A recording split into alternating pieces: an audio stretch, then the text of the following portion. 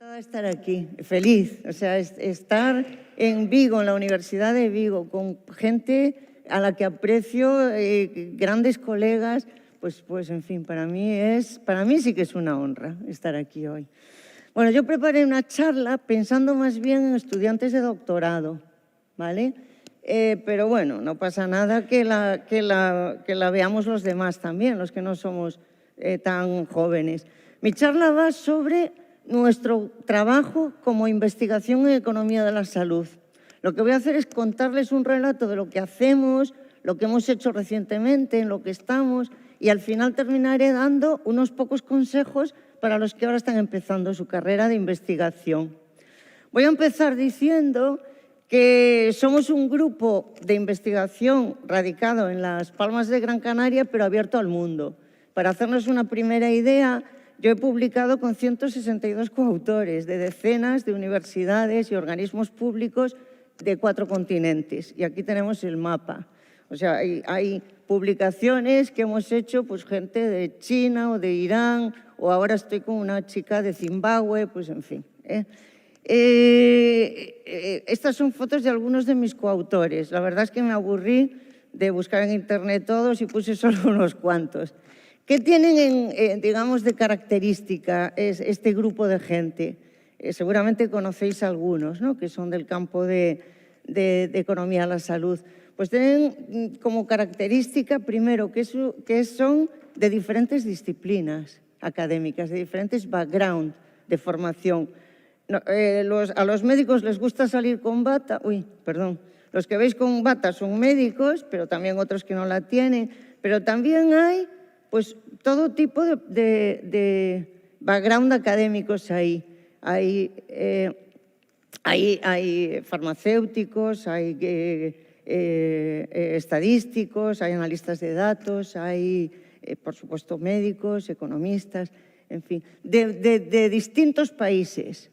Aquí hay fotos, no quiero señalar porque me da miedo que se vaya, pero aquí hay fotos pues, de coautores de países muy diferentes de Europa y de fuera de Europa, de América, de Asia, etcétera, ¿vale?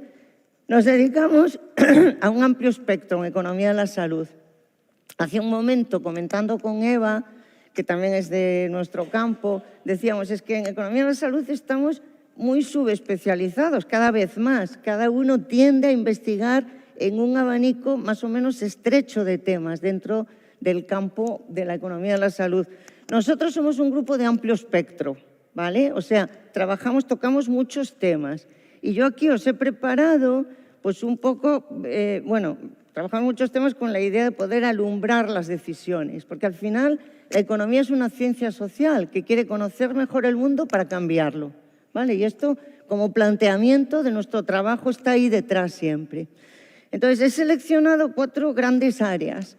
Economía de la salud pública, recursos humanos y modelos de simulación de médicos, la interfaz público-privado en sanidad y, finalmente, la pandemia, que nos ha ocupado los últimos años.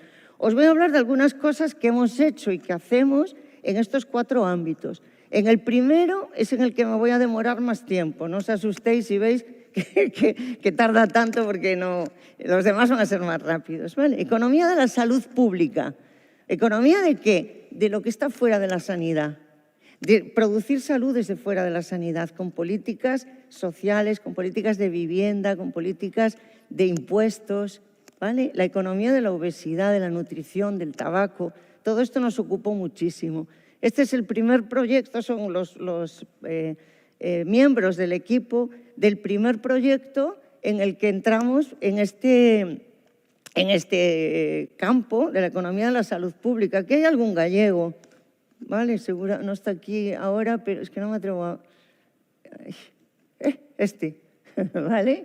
Y en la foto creo que ninguno más, pero sí que había, estaba Berta en el proyecto, ¿no?, de la Universidad de La Coruña, Berta y Luis Currais. Bueno, dentro de este gran ámbito de la economía de la salud pública os voy a contar algunas cosas que hemos hecho con temas de dieta, de obesidad y de tabaco. Lo que voy a hacer es intentar contarlos viendo qué tienen de especial cada uno de esos trabajos, que he seleccionado porque a mí particularmente me parecen más relevantes para vosotros hoy, ¿no? El primero es un experimento, pero un experimento de verdad. Claro, los economistas no estamos muy acostumbrados a hacer experimentos porque en ciencias sociales ha sido relativamente reciente, pero los que trabajamos en economía de la salud nos machacan con lo de los ensayos clínicos aleatorizados, controlados, para ver si los medicamentos son eficaces. Y la verdad que la idea de hacer experimentos en economía era muy atractiva. Bueno, pues hicimos un experimento que publicamos en Health Economics en el año 2017, creo. Y este experimento era para ver si se podía conseguir que los niños de 12 años eligieran alimentos saludables para desayunar. Y si se podía conseguir a través de un taller divertido de formación, con juegos, etcétera, sobre nutrición en los colegios, en las clases del grupo experimental. Y paralelamente había otras clases seleccionadas al azar como grupo de control a las que no se le hizo ningún taller. Este fue un experimento que hicimos en la ciudad de Barcelona con la colaboración de la Consejería de Educación de la Generalitat y de todos los colegios, y lo hicimos con niños de primero de ESO, de 13 años, ¿vale? Como somos economistas, además de evaluar el impacto del taller sobre la elección de desayuno, también de paso intentamos ver si había efecto precio. Así como los supermercados hacen promociones de 2 por 1 y los consumidores reaccionan, nosotros ofrecíamos a un tercio de los niños al azar, seleccionados al azar, promociones de 2 por 1, pero de los alimentos no saludables. A ver qué pasaba, a ver si eso cambiaba la elección. Entonces, como objetivos secundarios, ver el efecto de los peers, o sea, del grupo de amigos, si había grupos socioeconómicos que tenían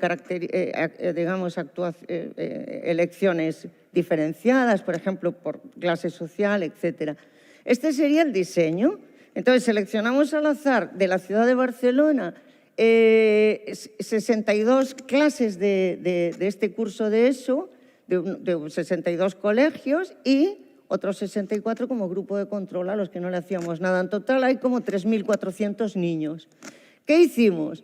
Empezamos con una encuesta inicial en la que a cada niño, sin darles pistas de qué iba la cosa, no les dábamos pistas de qué iba, pero les hacíamos una encuesta sobre aspectos de su vida, de cuánto le daban de paga a los padres, si les gustaba estudiar, qué notas sacaban, quiénes eran sus amigos en la clase, pero no le preguntábamos sobre nutrición.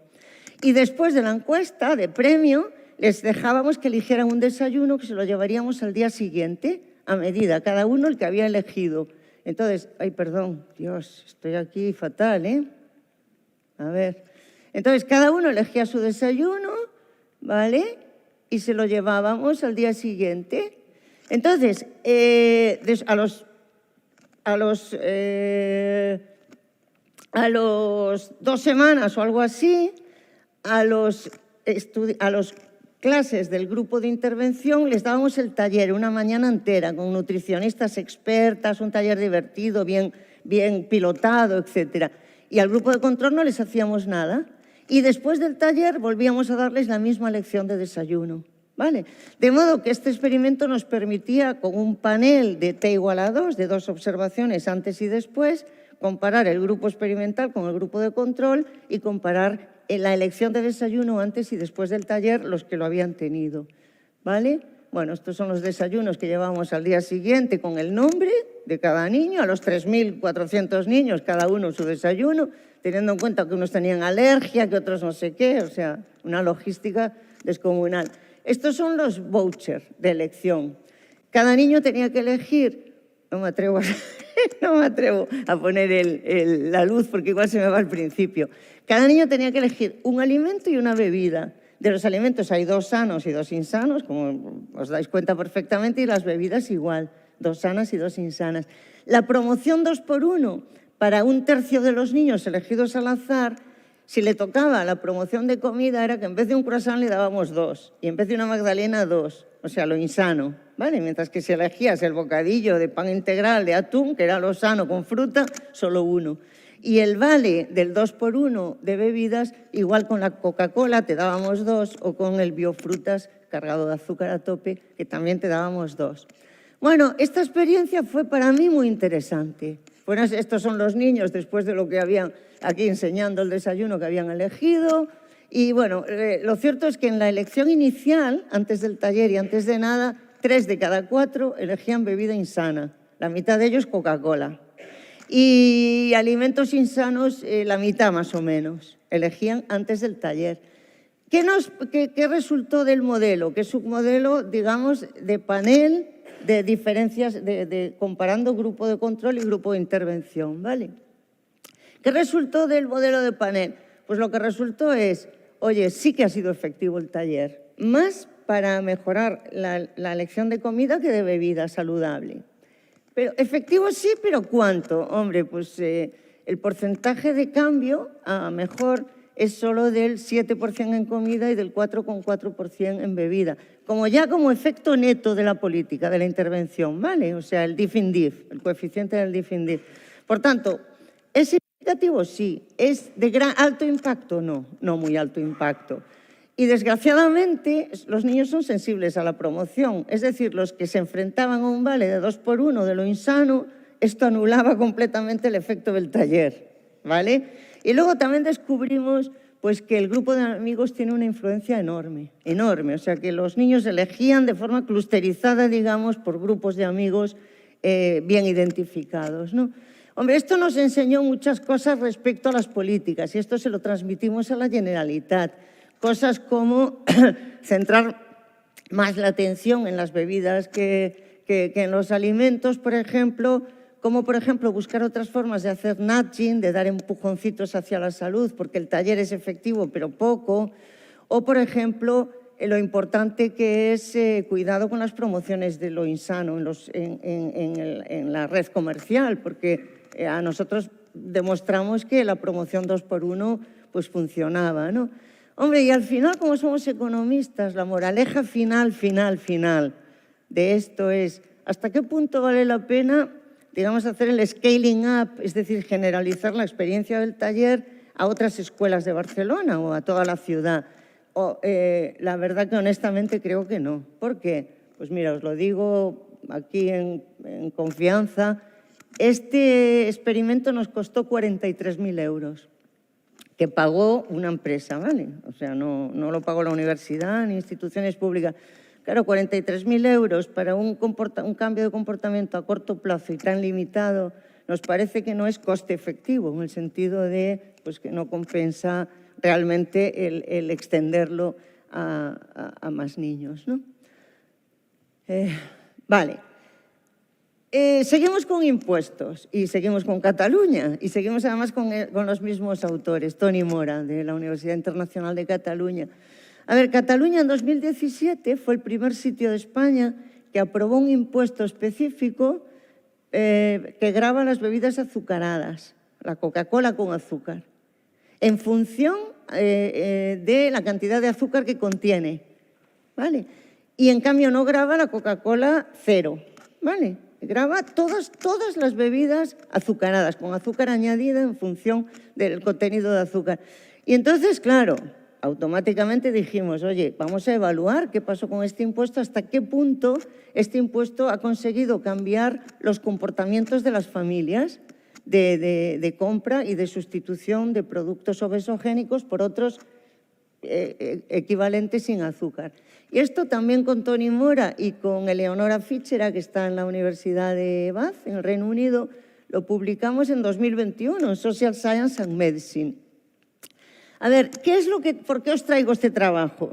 Os lo traigo por lo que fue el uso de datos masivos que están disponibles, datos masivos de compras. Vamos a ver, los supermercados, las cadenas de supermercados, sabes que tienen tarjetas de fidelización, de modo que te hacen un regalito cada 3 meses, te descuentan 1 euro y tú cada vez que vas a comprar enseñas la tarjeta, la pasas, ¿verdad?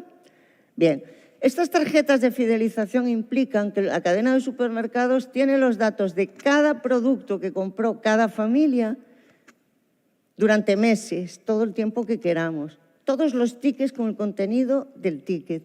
Y de la familia hay información sobre la edad del cabeza de familia o del que compra más frecuentemente, el sexo, e incluso tienen una clasificación por nivel económico, por nivel de renta, en 4 grupos que tiene el propio supermercado. ¿Que elabora cómo? Porque, claro, la renta no la declaras cuando vas a hacerte la tarjeta de fidelización, pero de acuerdo con el perfil de consumo. Si consumes más marcas blancas, si consumes más marcas de gama alta, etc. O sea, los supermercados tienen esto. Una cadena de supermercados grande de Cataluña nos pasó información de todos sus clientes desde un año antes de entrar en vigor el impuesto hasta un año después. Cada una de las compras que había hecho cada una de estas familias. En total eran 800 y pico mil familias, que para una población catalana de 6 millones está bastante bien. Y en total eran 100 y pico millones de observaciones.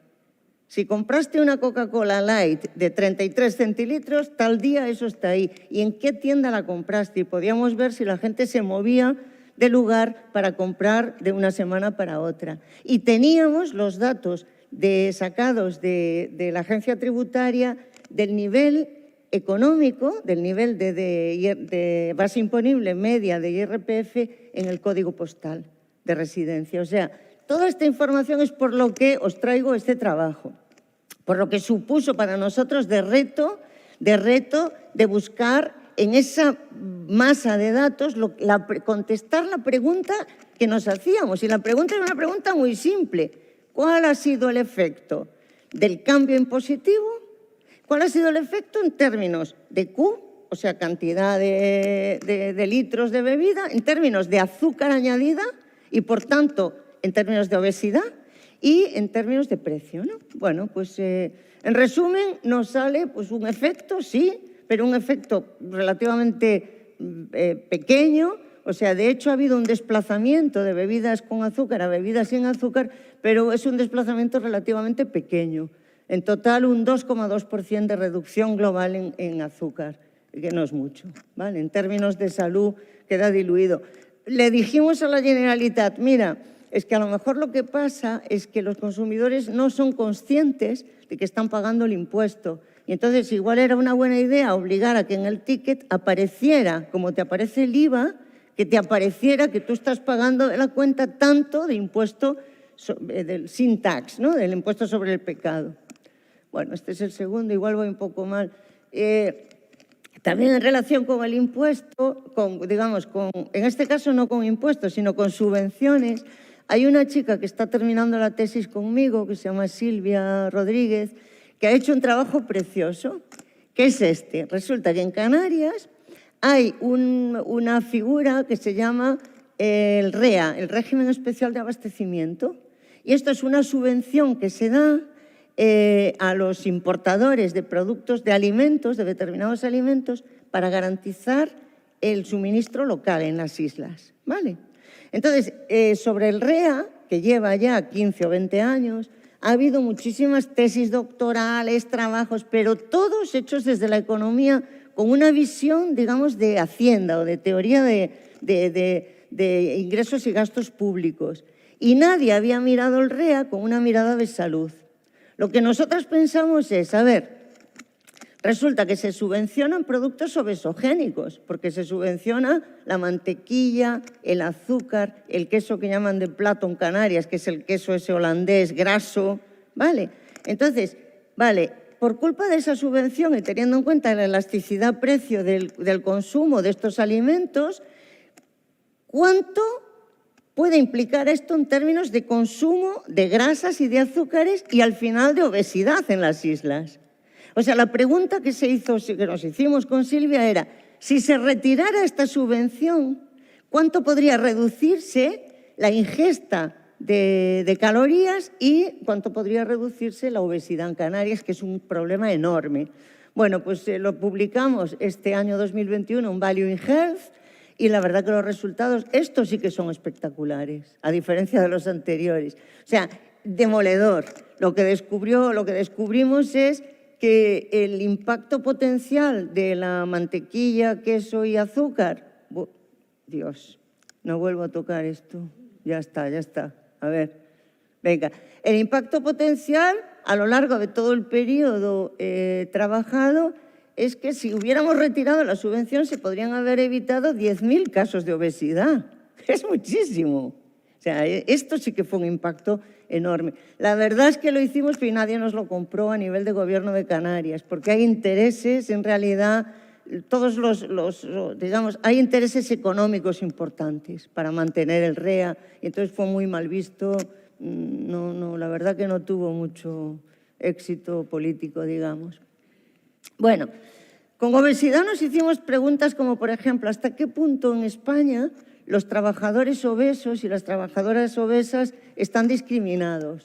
¿Vale? Esto lo publicamos en Applied Economics en 2018 con Steve Morris, que es un profesor del University College de Londres.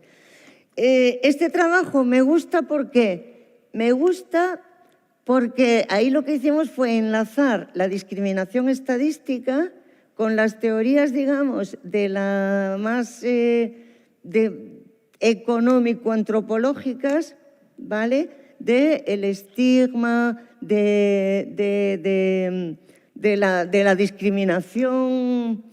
discriminación a grupos de población. Esto tiene un trasfondo importante, porque claro, si las empresas, primero hay que demostrar si discriminan a los obesos, ¿vale? Y esto lo hicimos a través de una pregunta subjetiva. ¿Sientes que en tu trabajo estás discriminado por este motivo, ¿no? Y luego, una vez que lo constatamos que sí, sobre todo en mujeres y sobre todo en obesas mórbidas, de más de obesidad importante, ¿no? Pero entonces lo que descubrimos fue, ¿cuál es el mecanismo que hay detrás de esta discriminación? El mecanismo que hay detrás es compatible con la llamada discriminación estadística. O sea, se discrimina más en trabajos de cara al público.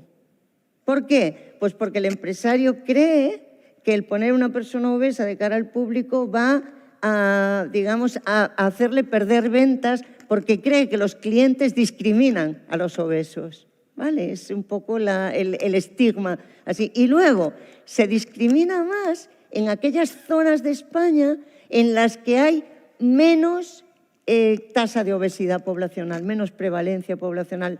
Se discrimina más en el norte, en Asturias, Santander, etcétera, donde la tasa de obesidad es baja, que en Andalucía o Canarias, donde la tasa es muy alta. Entonces, en ese sentido, pues nos parece, a mí me gustó mucho este trabajo. No es que fuera complicado desde el punto de vista metodológico, pero me pareció interesante, ¿no? Y seguimos con el gradiente social de los obesos, seguimos con la discriminación. Esta era otra pregunta, que era, a ver, en España hay gradiente social de obesidad, sin duda, y más en mujeres que en hombres. Y esto estaba publicado en muchos sitios ya. Entonces, lo que nos preguntamos es, a ver, ¿ese gradiente social a qué se asocia? ¿A renta, a ocupación o a educación? ¿Y cómo ha cambiado en hombres y en mujeres a lo largo de las décadas, en 20 años? ¿Vale?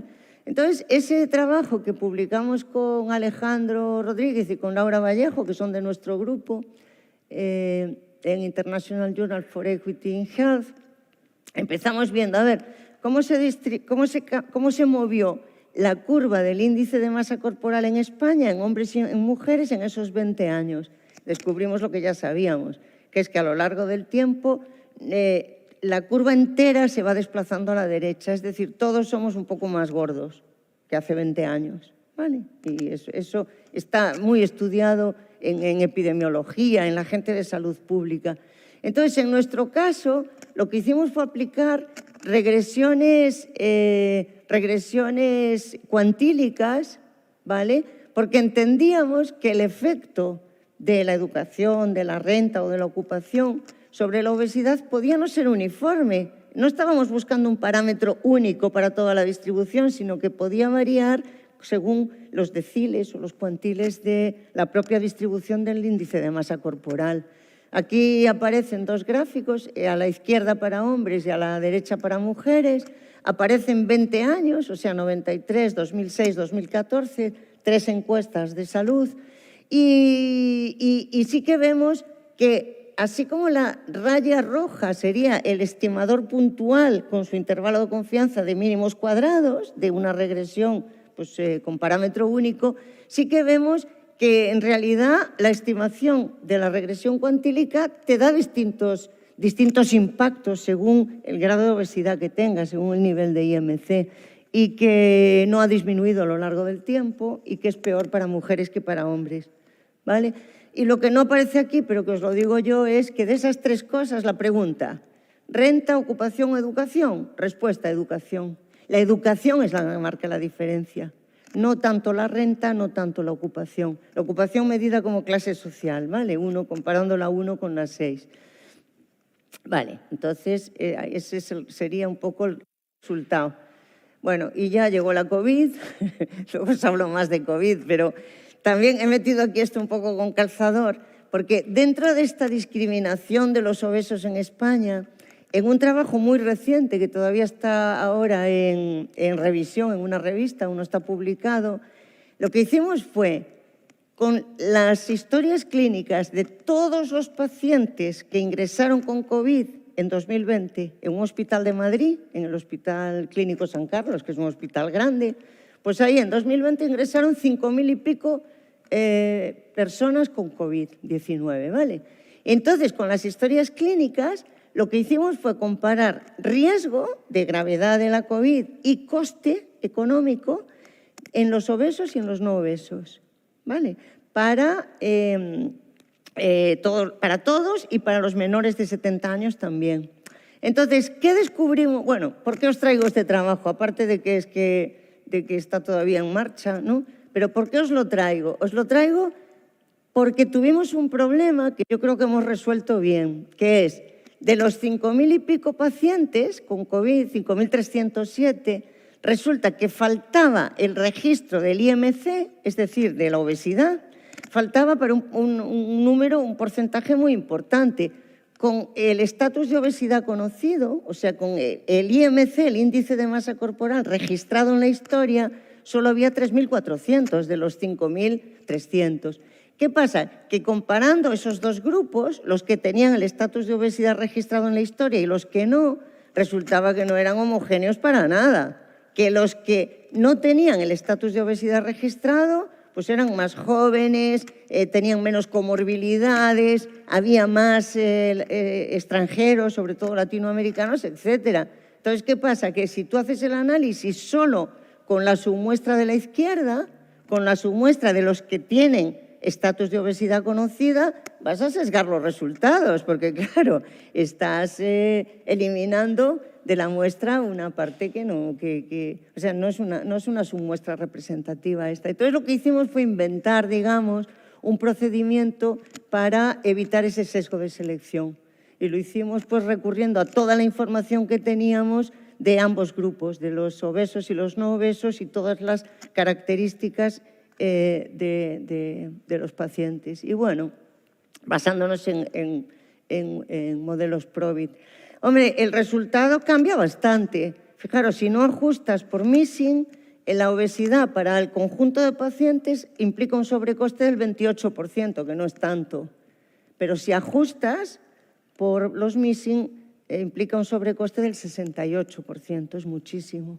Y en el grupo de pacientes menores de 70 años, estos porcentajes son todavía mayores. Ajustando por sesgo de selección es del 150% o algo así, o sea, enorme. ¿Vale? Los obesos tienen más probabilidad de pasar una COVID peor, ¿vale? De necesitar ventilación mecánica, más días, de ingresar en la UCI, etcétera. Bueno, y hay otros gradientes, pero como ya, vamos, pues tampoco voy, venga, me lo salto. Bueno, igual os digo una cosa, porque esto para los estudiantes yo creo que es útil. Mira, aquí analizamos otros gradientes, que es como el ascensor social, la transmisión intergeneracional de salud a través del estatus, ¿vale? Y lo hicimos con cohortes de españoles que habían nacido desde la Guerra Civil hasta los años 80, ¿vale? Y lo hicimos utilizando ¿qué? Yo creo que el punto aquí, utilizando una encuesta que es una encuesta que sobrepondera a los ricos. ¿Por qué? Porque cuando nosotros usamos datos micro, claro, si usamos encuestas poblacionales de las que tiene el INE, entran muy pocos ricos. Las Coplovid no entran en ninguna encuesta, porque son muy pocas, ¿no? Los hiperricos son muy pocos y, por tanto, al azar no van a entrar en una encuesta que se hace con métodos de diseño bietápico, estratificado, no sé qué. ¿Qué pasa? Que el Banco de España, como sabéis seguramente, tiene una encuesta con panel de datos que puedes seguirlos en el tiempo, que se llama Encuesta Financiera de las Familias. Y como esta encuesta es para investigar el conocimiento y el comportamiento financiero de las familias, sobrepondera a los ricos. Por tanto, hay muchos ricos en esta encuesta. Si nosotros queríamos medir la transmisión intergeneracional del estatus y de los privilegios, de la clase de directivos y de gerentes y etcétera, nos venía bien una encuesta no solo que preguntara por tus padres, como esta, sino también que sobreponderara a los ricos. Entonces descubrimos esta encuesta, nos costó mucho conseguirla, pero al final la conseguimos. Y es más, que tenemos idea, que no lo hemos hecho, pero porque no hemos tenido tiempo, de hacerlo con todas las encuestas europeas, porque esta encuesta tiene en todos los países de Europa que están coordinadas por el Banco Central Europeo, tienen microdatos para todos los países. Y es relativamente fácil pedirlos. A nosotros ya nos los dieron, ya tenemos los datos para todos los países europeos. Por tanto, es una fuente de datos interesante para nosotros economistas que a veces necesitamos investigar a los ricos. Bueno, ya os decía que no os preocupéis, que aunque estemos aquí en la primera de las 4, las otras son muy rápidas, ¿vale? Bueno, este casi que me lo salto. Este era uno en el que demostrábamos a ver, bueno, no me lo salto, no. A ver, España, en 2006, el gobierno impone la prohibición de fumar en lugares públicos, pero con excepciones. Si tú tenías un restaurante y hacías una pequeña obra y aislabas en una pecera a una parte de los comensales, ahí dentro se podía fumar. En los aeropuertos también había como peceras para fumar, etcétera, o sea, con excepciones, ¿vale? Y luego, 5 años más tarde, en 2011, entró en vigor la prohibición definitiva de fumar en lugares públicos, en cualquier centro de trabajo, en cualquier lugar público, ¿vale? Lo que hacíamos en este trabajo, bueno, que son 2 en realidad, con Jaime Pinilla, que es de nuestro grupo, lo que hacíamos era, este es como un modelo de John Point de series temporales, de ajuste, ver si habían tenido efecto ambas intervenciones, la de 2006 y la de 2011, para reducir el consumo de tabaco en España. La conclusión, eso lo hicimos aquí con un método en el que no voy a entrar en detalle, y lo hicimos también en este otro con métodos de series temporales y análisis bayesiano. La conclusión en ambos casos fue clarísima. La medida de 2006 no sirvió para nada, la medida de 2011 sí. Redujo significativamente y bastante el consumo tabáquico en España. Por tanto, medias tintas no funcionan. Sería un poco la conclusión de estos 2 estudios. Bueno, no os asustéis, ¿eh? Vamos al segundo, pero en esto vamos mucho más rápido. A ver, decíamos, la primera línea era economía de la salud pública. Y ahí trabajábamos obesidad, dieta, tabaco y más cosas que no os he dicho. Vale, esta es una segunda línea. Con esto llevamos desde 2007, que ya llovió. No, desde 2007 no, desde antes. En 2007 publicamos el primer informe. Aquí lo que hacemos es preguntarnos, a ver, ¿cómo podemos ayudar al Ministerio de Sanidad a decidir cuántas plazas MIR sacar de cada especialidad cada año? Para hacer esto, lo que construimos fue un modelo de simulación de eventos discretos donde en el modelo hacemos, digamos, funcionar al sistema de recursos humanos del Sistema Nacional de Salud hasta el horizonte temporal que tengamos, que ahora es de 15 años, y le permitimos al Ministerio el jugar a cambiar lo que puede cambiar. O sea, dentro del futuro inercial, al futuro inercial de cuántos médicos van a faltar de cada especialidad, podemos cambiar ese futuro inercial tomando decisiones ahora. Decisiones sobre cuántas plazas MIR convocas para cada especialidad, cuánto cambias el número clausus en la Facultad de Medicina, cómo puedes cambiar la edad de jubilación de los médicos, cómo puedes abrir o cerrar el grifo de la homologación de títulos del extranjero y ya está. ¿Vale? Entonces, hemos hecho una herramienta de simulación que le permite al Ministerio tomar decisiones informadas de este tipo. Al Ministerio y a las comisiones de recursos humanos del Sistema Nacional de Salud, ¿vale? El último informe, que ya es el quinto, la verdad que ya estamos un poco hartas de esto de, como dice mi hermano, de contar médicos, pero bueno, este es el quinto informe que es de ahora, lo presentamos en el Consejo Interterritorial del Sistema Nacional de Salud en marzo de 2022. A ver, es un modelo que, digamos, su gran éxito sería el no llegar a ese futuro inercial no deseado. Por ejemplo, ahora el modelo nos dice que en 2027, que está a la vuelta de la esquina, van a faltar 9.000 médicos de familia en España. Oye, pues entonces, para no llegar a esa situación en 2027, ¿qué tienes que hacer ya? Pues priorizar la homologación de títulos, aumentar el número de plazas en facultades de medicina, que ya no llega ahí, pero de MIR, etcétera. Bueno, sobre esto los médicos hemos trabajado desde hace muchos años muchísimo, en proyectos europeos. Un poco aquí la pregunta de fondo es ¿cómo conseguir? Pregunta para economistas, ¿vale? ¿Cómo conseguir que lo que es individualmente atractivo sea también lo socialmente deseable? Esa es la gran pregunta. O sea, alinear incentivos de las personas con las necesidades del bienestar social, del sistema sanitario. Porque hay un enorme problema en este país y ese problema, que seguramente conocéis, es que la medicina de familia, siendo la pieza clave del sistema, siendo imprescindible y siendo así que un buen sistema sanitario es un sistema que tiene una buena atención primaria, lo cierto es que la medicina de familia es la última especialidad que se elige. Los que eligen medicina de familia se sienten de segunda división, entran ya frustrados. O sea, los incentivos individuales a elegir esa especialidad socialmente tan necesaria son incentivos muy desalineados, ¿vale? Entonces, hemos trabajado muchísimo en ver por qué ocurre esto y qué se puede hacer para darle la vuelta a la situación. Por ejemplo, hemos seguido aquí, esto fue una cosa que hicimos como un proyecto hace ya unos cuantos años, pero que fue súper interesante, que fue a una cohorte de estudiantes de sexto de medicina de toda España, todas las facultades. Les hicimos una encuesta en mayo, estaban a punto de terminar, sobre sus preferencias, ¿vale? En términos de atributos, en términos de percepción de las especialidades y en términos de qué plaza elegirían al año siguiente, cuando terminaran medicina y tuvieran que hacer el MIR.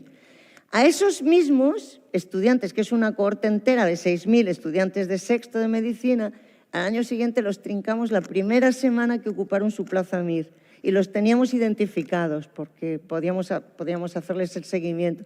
Y entonces lo que vimos fue, un año después, qué habían elegido y qué hubieran elegido si hubieran podido. Y entonces así, digamos, estudiamos muy a fondo sus preferencias, su estructura de preferencias, ¿vale? Y de elecciones, etcétera. Y bueno, y con eso publicamos en Health Economics este artículo que no leyó nadie, porque esa es otra de las cosas que os quería decir a los jóvenes. A ver, hay artículos que puntúan muchísimo para el currículum, porque están en un JCR del primer cuartil con 4 puntos de impacto, ¿vale? Pero que en realidad no tiene ningún impacto real en lo que tú quieres, que es, en este caso, cambiar la forma de asignación de talento a las especialidades MIR. Entonces, un artículo académico precioso, qué impacto tan grande, no lo leyó nadie, más que nosotros, no, pero bueno. Entonces, esa va a ser una de las moralejas que voy a dar al final. Bueno, ahora estamos en un proyecto de público-privado en sanidad en el que analizamos la interfaz público-privado en financiación, en gestión, en incentivos de los hospitales privados, etcétera. Por ejemplo, con todos los pacientes de la Comunidad Valenciana que habían sufrido un infarto de miocardio y salieron vivos del hospital, que eran 15.000, les hicimos un seguimiento de adherencia a los medicamentos que tenían que tomar semana tras semana, desde 6 meses antes de cambiar el copago de medicamentos de 2012 hasta 6 meses después. Los 15.000, ¿vale? Desde 6 meses antes, cada semana habían sido adherentes, o sea, se habían tomado las pastillas que tenían que tomar porque después de un infarto no hay duda de que son necesarios, ¿no? Bueno, pues hicimos modelos para un poco ver el efecto de esto. Lo que más me llama a mí de este artículo, que este fue publicado también en muy buena revista, con un muy impacto enorme, de Heart se llama, de cardiología. A ver, lo que más me impactó a mí de este artículo fue descubrir que ya antes del copago de 2012, cuando no se sabía quién era pobre y quién era rico, porque los activos pagaban el 40% todos, y los pensionistas no pagaban nada, y nadie sabía si un activo era rico o era pobre, ¿vale? Pues ya antes de este punto, que es el momento del cambio de copago, junio de 2012, ya antes había una diferencia de adherencia entre los activos ricos y los activos pobres. Es decir, había un problema de equidad ya en el sistema. Los activos de menos de 18.000 euros de base imponible bruta en el IRPF tenían menor adherencia que los activos equivalentes en todas las características de rentas más altas. Bueno, pues eso fue lo que a mí más me gustó. Y luego, en cuanto al efecto del copago, fue de corto plazo. Al cabo de 12, 18 meses se había diluido ya, ¿vale? Bueno, estamos trabajando... A ver, os cuento dos que le llamo a la mina a por datos, ¿vale? Que, a ver, tiene que ver con esto también de público-privado, ¿vale? De público-privado. Y son dos cosas, dos trabajos que estamos haciendo, bueno, el primero estamos haciéndolo ahora, el otro ya está publicado, también con la encuesta financiera de los hogares. El primero es el de ir a la mina por datos. Mirad, llevamos años obsesionados con Muface, obsesionados. ¿Por qué? Hombre, porque en un sistema nacional de salud como el nuestro, con financiación impositiva, con acceso universal, etcétera, el que haya 2 millones de funcionarios que puedan elegir aseguradora, que somos nosotros los funcionarios, por ejemplo yo, hombre, y que son los funcionarios de alto nivel que además toman las decisiones en la administración, hombre, esto suena un poco... Y además, el modelo Muface, digamos, es el buque insignia de lo que los lobbies de la sanidad privada preconizan como un cambio de modelo a mejor, como un óptimo de Pareto. Porque, hombre, ¿por qué si los funcionarios pueden elegir aseguradora y qué bien? ¿Por qué no generalizar esto a toda la población y que todos puedan elegir si quieren que con financiación pública les cubra Adeslas o Asisa o que les cubra el INS? ¿Vale? Claro, esto tiene una carga de profundidad muy, muy importante y realmente no hay datos. Llevamos con este proyecto que empezamos en 2018 pidiendo a Muface los microdatos de sus usuarios, de asistencia sanitaria sus usuarios. Llegamos a firmar un convenio después de un año de perseguirlos. Justo cuando lo acabábamos de firmar, pero que faltaba solo la firma del jefe, del director de Muface, lo cambian y ponen a otro y hubo que volver a la casilla de salida. Bueno, no lo conseguimos, en resumen. No lo conseguimos, no pudimos. Pero claro, la pregunta nuestra necesita ser contestada. ¿Cuál es la pregunta? La pregunta es, ¿realmente en Muface hay selección por riesgo? Hombre, todos sabemos que sí, un poco por intuición, ¿no? Selección por riesgo, ¿qué quiere decir? Quiere decir, cuando tú estás sano y eres un funcionario joven que tienes catarrillos, te apuntas a una aseguradora privada porque no pasas por el filtro del médico de cabecera, porque no tienes que esperar y tal, pero desde que te diagnostican el cáncer te pasas al INS. Esto es un poco la idea que hay generalizada y todos conocemos casos, pero claro, esto no está demostrado científicamente y con rigor, porque no hay datos. Bueno, entonces que llevamos con esto de verdad, años. Bueno, pues al final fuimos a una mina que fue la mina de Valencia. Resulta que la Comunidad Valenciana sí que tiene registros poblacionales de toda su población.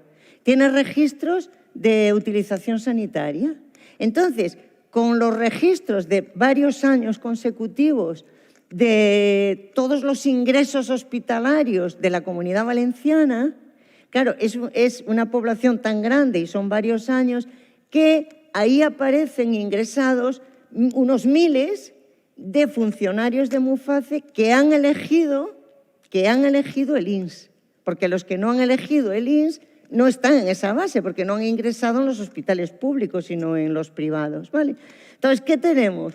tenemos una base de datos de millones de registros con los pacientes ingresados que pertenecen a la población general por un lado, millones, y los unos cuantos miles de funcionarios de Muface que también han ingresado. Entonces hicimos métodos de emparejamiento y métodos de modelos de probabilidad de ingreso por determinadas causas, siendo mufaciano o siendo de la población general, emparejados, ¿vale? Mismo sexo, misma edad, mismo código postal, mismas comorbilidades, todo igual. ¿Qué descubrimos? Pues en efecto, hemos descubierto que la probabilidad de que te ingresen por cáncer, por procesos, iba a decir chungos, por procesos costosos y complejos, es mucho mayor en los mufacianos que en la población general equivalente. Y en cambio, la probabilidad de que te ingresen por tonterías, digamos, bueno, perdón, no es tontería, pero que te ingresen por procesos menos complejos y más banales es al revés, ¿vale? O no es significativo o es menor en los mufacianos.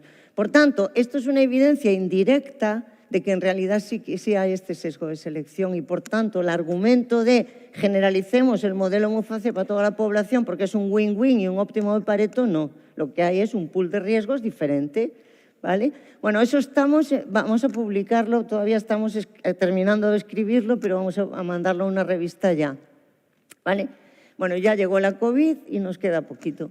Ya llegó la COVID y la verdad que los últimos 3 años hemos trabajado muchísimo en COVID, pero muchísimo. O sea, hemos trabajado con el grupo de trabajo interdisciplinar del Ministerio de Ciencia, que trabajamos 20 personas de distintas disciplinas, virólogos, inteligencia artificial, economistas, no sé qué tal, pues hemos publicado como 30 informes a lo largo de 2 años. Nos reuníamos todos los martes, toda la tarde, con el Comité de Asturias, de Canarias, haciendo, digamos, proselitismo hacia la población de comunicación de COVID, etcétera.